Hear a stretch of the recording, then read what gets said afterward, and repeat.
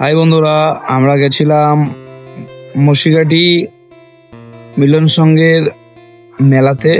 এটা আমার ভাই শুরু করেছিল ব্লগটা। এটা আমি, এই যে পাশে আমার জামাইবাবু, আরও প্রচুর লোক, প্রচুর মানুষের ভিড়।